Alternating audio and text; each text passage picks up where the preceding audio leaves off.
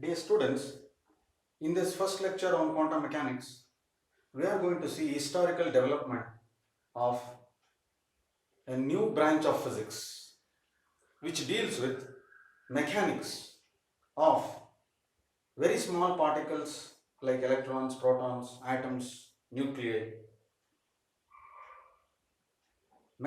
Quantum mechanics deals with mechanics, the motion, the velocity, the energy, the momentum of these particles. Newtonian mechanics was sufficient to deal with projectiles, planetary motion, rockets.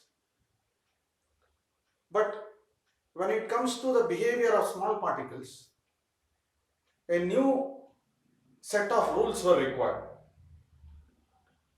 It was only after 1900 a new idea emerged. Today we see quantum mechanics enabling development in semiconductors, superconductors, laser, nuclear energy, in all these areas. So how did this begin? What is the meaning of quantization? It was Max Planck sometime in 1900 was working on how objects emit radiation. In fact, it is said that it was German government which wanted a solution to the problem with incandescent bulbs. The incandescent bulbs emit more heat than light. So, Max Planck was looking at this problem of what wavelengths are emitted from a black body. What is a black body? An object which absorbs all the radiations, which is a very good emitter of all the radiations. Though it's given the name black, it need not be always black in color. It should be a good absorber, should be a good emitter. Black surface is an ideal choice. Though there is no perfect black body, a good absorber can be approximated as a black body, a black metal surface. Human body can be approximated as a black body. We do emit radiation by thermal source. The emission of radiation has to be of thermal origin. If you take a mobile phone, it emits radiation not because of the heat that is produced in it. Correct? It is a non-thermal origin. That is not a black body. Hot boiler could be a black body. Right? We can approximate all these objects which emit, which are good emitters, which are good absorbers, as black bodies. Max Planck studied the experimental features of black body radiation. For an object that is at a temperature T, the graph of energy emitted per unit area per second showed at a temperature T, it showed a graph like this. See this? For a black body at a temperature T1, let us say T1 is 300 Kelvin. The same black body, if it is at a temperature of say 500 Kelvin,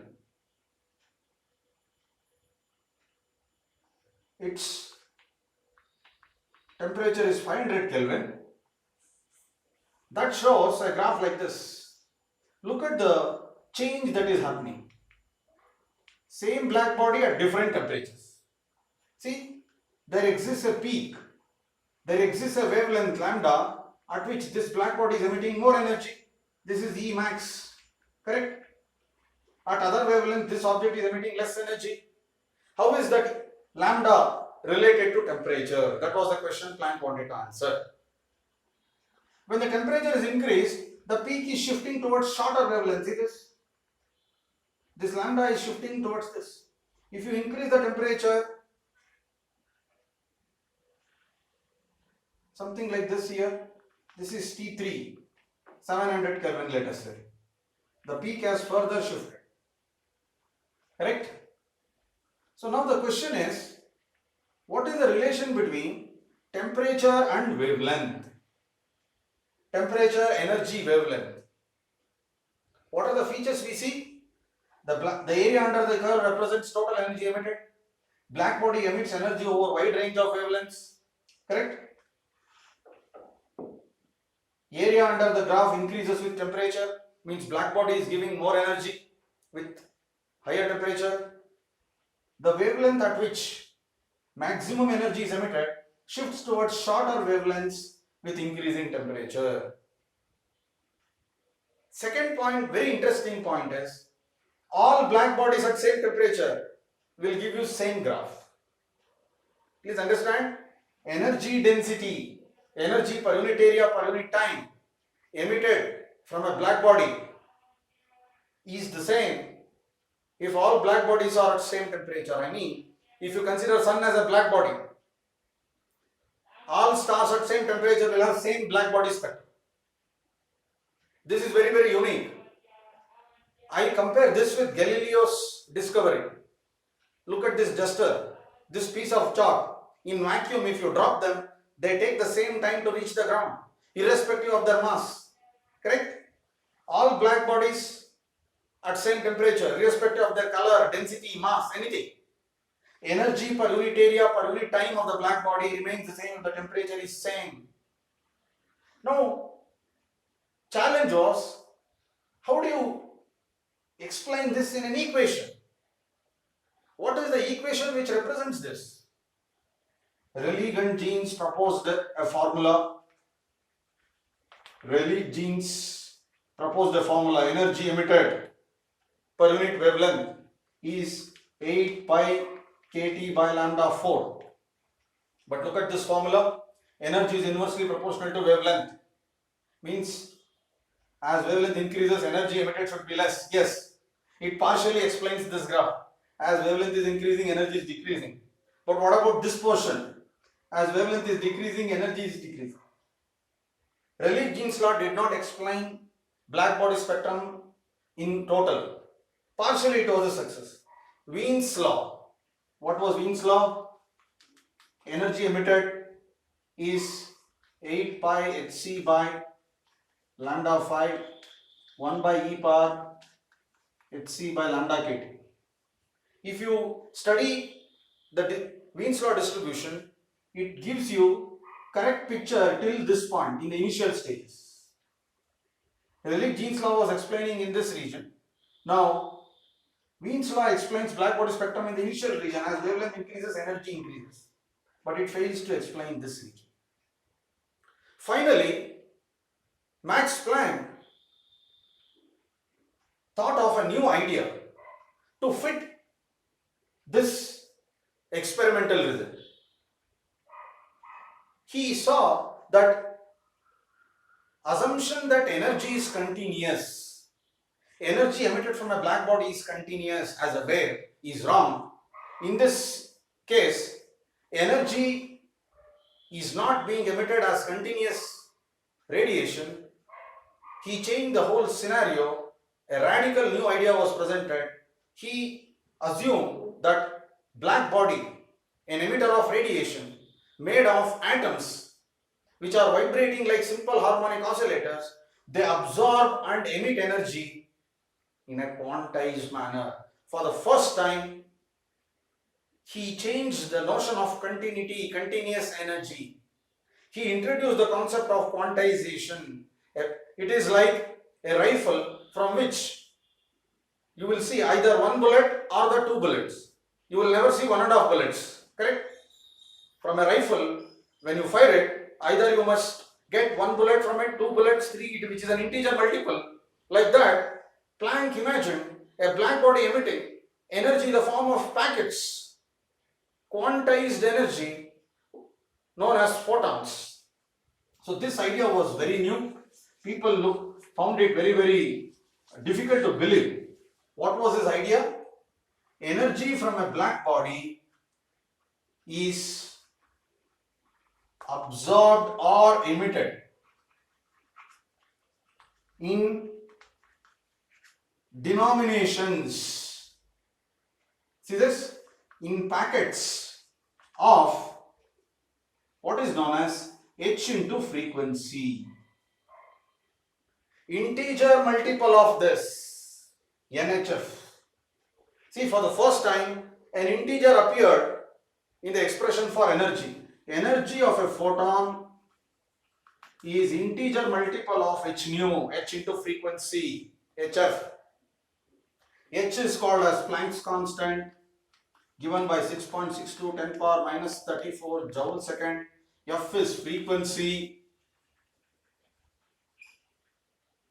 He showed that a black body emits energy in quantized fashion and it can absorb energy in quantized fashion. Please remember, this is the foundation of quantum mechanics, leading to what? We say today in an atom, energy of an electron is quantized. In hydrogen atom, for example, you see discrete energy system. All this is consequence of this. Energy of these small particles is quantized. They absorb energy. They emit energy in packets, not like continuous waves.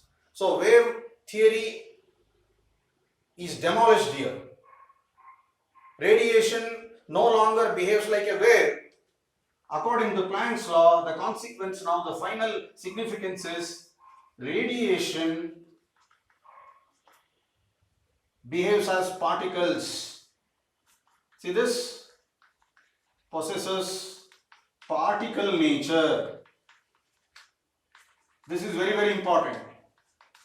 Thomas Young and others had shown in interference experiment, in diffraction experiment, radiation possesses wave nature. It is continuous distribution of energy. But here, completely opposite, radiation is made up of discrete energy packets. Energy is quantized given by this formula. So now, what is the evidence for this? How do you accept this? During this time, 1905, Einstein was trying to explain photoelectric effect. He had few difficulties. What was the difficulty? In photoelectric effect, he noticed if you increase the frequency of the radiation, the stopping potential increases, but the photoelectric current remains the same. He was wondering, by increasing the frequency, current should also increase, intensity of the current should increase. But that was not being noticed in the experiment. When he applied this Planck's law, he obtained results which were in agreement with the experiment. According to this formula, if you increase the frequency of the radiation, number of photons incident will not change. The current produced in a photoelectric experiment depends on number of photons incident, which is proportional to number of electrons, which is proportional to the magnitude of the current. So by increasing the frequency of the radiation, only energy of the photon was increasing. So energy of the electron released was high. Stopping potential required to stop the electron was more. If you increase intensity of light, number of photons will increase, current should increase. So Planck's law was a success to explain photoelectric effect, Raman effect, Compton effect in all situations where matter was interacting with radiation, where there was energy exchange. It was happening in quantized fashion, either 1 or 2 or in an integer multiple fashion. Energy is being exchanged between matter and radiation. So Planck's law was able to explain the interaction process between matter and radiation, the energy exchange process, right? So Planck proposed a formula known as Planck's law. Energy emitted per unit wavelength, per unit time in the wavelength range d lambda is given by 8 pi hc by lambda 5 into 1 by e power hc by lambda kt minus 1. Okay, k is Boltzmann constant, T is temperature, C is velocity of light, correct? T absolute temperature, C velocity of light. He derived this formula, and this formula yields the explains the black body spectrum for different temperatures. It was a success. So with this, a new beginning was made. Energy in atoms emit or absorb energy in discrete fashion. Now, from this, Bohr used this theory to explain hydrogen atoms, spectra of hydrogen atoms, and the concept of orbitals evolved. Finally, today, the concept of lasers, superconductors, transistors, semiconductors, nuclear energy, they all are understood through concept of quantization. So Planck's law was a major milestone in the history of science. Now, Planck's law showed particle nature of radiation. De Broglie noticed another problem. See this? De Broglie was curious to see the similarities between matter and radiation. Matter and radiation. Radiation in interference experiment showed wave nature, correct? It undergoes interference, diffraction. Radiation shows particle nature in photoelectric experiment, correct? So in a way it looks like particle nature and wave nature are the properties of interaction with light. They are not the properties of the particle, agency, entity. They are the properties of our interaction with light. So radiation showed all this nature. Now de Broglie was noticing matter is known to be made up of particles. Now, can matter have wave nature? Radiation has dual nature. He was wondering, can matter have wave nature? Similar to this. Why? Because of a very important symmetry in nature, law of symmetry in nature. What is that? See here, matter and radiation are not really two different things. This is matter, piece of chalk.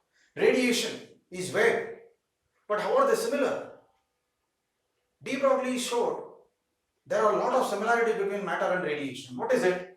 If radiation travels between 2 points through the shortest path. It is called as a Fermat's principle. This piece of chalk reaches the ground through the shortest path. Correct? We see some kind of Fermat's principle obeys with matter. Even matter obeys Fermat's principle. Correct? Second, waves means periodicity. Any periodical motion produces waves. Do we see periodicity with particles? Yes. In atom, electrons are distributed in a symmetric fashion. The orbit of the electron is periodical. Correct? There exists periodicity with matter, not just with waves. Periodicity is property of both. Correct? Next, don't you see matter and energy are interconvertible? Matter and radiation are interconvertible. E equal to mc square says you can convert radiation to matter, matter to radiation. That means they are two different forms of the same entity. Correct? They are interconvertible. So, de Broglie proposed an idea that matter should possess wave nature in principle. By the symmetry of nature, matter should possess wave nature. He derived the expression for waves of matter. A new type of waves are being introduced. A wave which is not like sound wave, not like electromagnetic wave, not like mechanical waves. No medium required. These waves are completely different. They don't propagate with velocity of light. The very matter, for example, this object, if it is in motion, then it behaves like group of waves. What really is this wave? How do you really represent it? If this object is in motion, we represent it through waves according to de Broglie's theory, then what really is this wave? How to physically imagine it? What happens to the particle when it is represented as a wave? These were the weird questions which were to be answered. De Broglie wrote an expression for matter waves. What is it? He said, suppose if you have an object of mass m, if it is moving with a velocity v, then this object has to be represented, shows as group of waves like this. See this? What is this which I have written? Is it the variation of displacement with the time? No. It is not like a conventional wave. In a conventional wave, suppose if you represent this, what does this represent? It represents displacement of particles of the medium along x-axis at a given time. Correct? This is maximum amplitude. But same thing cannot be just applied here for a matter wave. This is not amplitude. What really is this? Is it variation of displacement? Energy? No. De Broglie showed, Max Born, they showed that this is the probability variation graph. This is a graph of probability variation. The particle, where is the particle that you are representing as a wave? It is from this point to this point, this is the particle as represented as a wave. So the moment you represent particle as a wave, the exactness, the exact position, the notion of exact position has to be removed. Because this is the wave. The particle is here, here, here, here. You only have to calculate the probability of locating it, which is maximum maybe at the center, lesser at other points. So the very wave nature introduced by de Broglie introduces uncertainty. The Heisenberg's uncertainty principle evolves from this concept of quantization, this concept of wave nature. The Planck's constant h is a kind of unpredictable disturbance, uncertainty.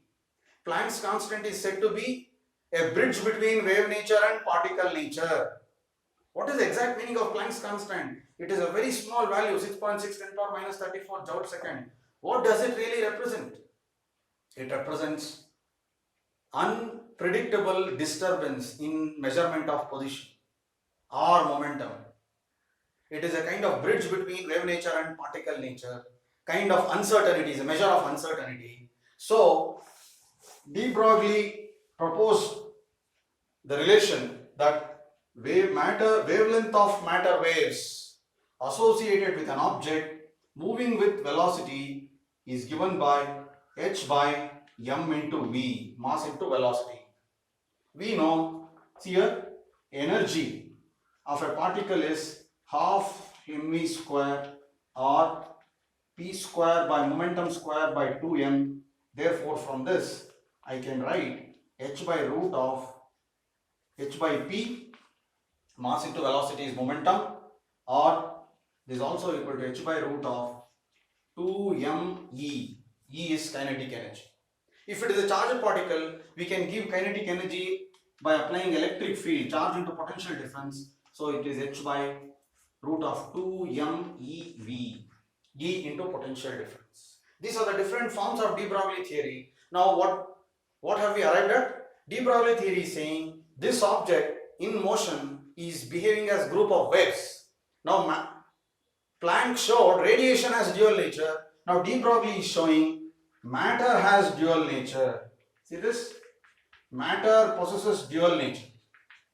Wave nature and particle nature. Particle nature was evident, it is made up of particles. But through this theory is proposing matter shows wave nature. It means then matter should undergo interference. Matter should undergo diffraction. Was there any evidence? Yes. Davison and Germer showed that experimentally electrons undergo interference. Today, this theory led to electron microscopy. In an electron microscope, the resolving power of an electron microscope is how much? More than 1 lakh. Electron microscope, resolving power of this is more than 1 lakh. Why? Because it uses electron waves. What is the wavelength of electron? Neutron, proton, accelerated to some potential. All this is calculated through de Broglie's expression. So de Broglie's new idea gave us all these applications. A new type of wave whose wavelength is very small. Now electron waves are used as probes to study structure of crystals, structure of nanomaterials. Correct?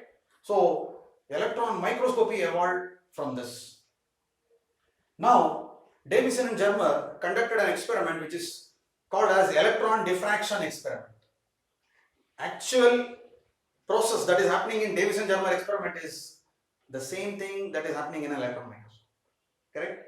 Diffraction of electron beam at the crystal surface. So Davison and Germer obtained results as if electron beam was just beam of radiations. We all know, suppose if you have interference setup, for example, a primary slit, a secondary slits, 2 slits here, and the screen. Correct? Suppose if you send beam of electrons through this, you know what was observed? Experimentally today, many people have shown when a beam of electrons are sent through Young's double slit apparatus, what is seen is, you know what, exactly opposite here, heaps of electrons periodically, see exactly opposite to this, you know what? No electrons. Do you know that? See this? Heaps of electrons at regular intervals.